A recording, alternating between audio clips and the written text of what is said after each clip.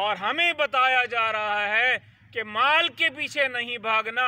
ये इस माल ने ही कारून को बर्बाद किया और आज भी वो सख्ती में और सज़ा में मुब्तला हमने उसको कर रखा है। लेकिन इसके बावजूद हम इस बात को समझने से आरी हैं, हम इस बात को समझने से कासिर हैं। हमें ये बात हरगिज़ समझ नहीं आती। और यही बात हारून रशीद ने एक दफ़ा फ़ुज़ैल इब्न अयाज़ से अर्ज़ की कि मुझे नसीहत फरमाइए। तो फ़ुज़ैल इब्न अयाज़ रहमतुल्लाह अलैह फरमाने लगे, ए नादान, ए निस्फ़ दुनिया के बादशाह, तुझे मैं क्या नसीहत करूं?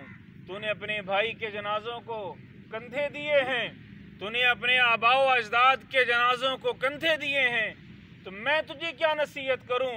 जब वो जनाजे ही तुझे नसीहत ना कर सके, वो कफन और दफन तुझे नसीहत नहीं कर सकता, तो फ़ुज़ैल इब्न अयाज़ की नसीहत तुझ पे क्या असर करेगी?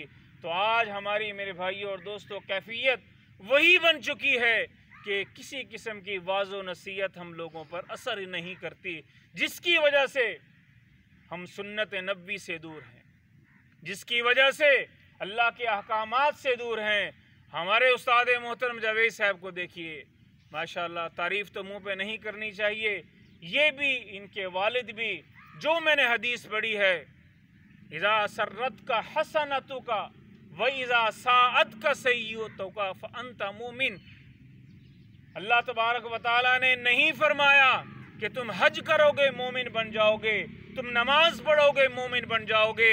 कहाँ लिखा है कि रोज़ा रखकर मोमिन हो जाओगे, सदका देकर मोमिन हो जाओगे, ज़कात अदा करके मोमिन हो जाओगे, किसी के साथ खैर खाही और हमदर्दी करके मोमिन हो जाओगे, आलिम या फाजिल बनकर मोमिन हो जाओगे, चेहरे पर सुन्नत रसूल सजाकर मोमिन हो जाओगे।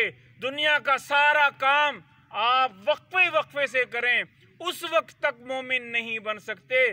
फरमाया इज़ा सर्रत का हसनतु का, जब तक तेरी नेकी तुझे खुश ना करे, वही साद का सय्यतु का, और जब तक तेरी बुराई तुझे नादिम और शर्मिंदा ना करे, तू मोमिन नहीं हो सकता। सुभान अल्लाह। अब ये इतना वसी मौजू है मेरे भाइयों और दोस्तों, इस पर बात की जाए घंटों बीत जाएंगे, लेकिन बात ख़त्म नहीं हो सकती।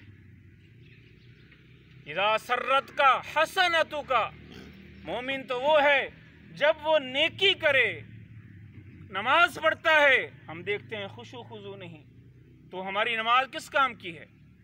किसी फ़कीर की मदद कर रहे हैं, हमारे जहन में, दिमाग में फ़ोटो है, इलेक्ट्रॉनिक मीडिया है या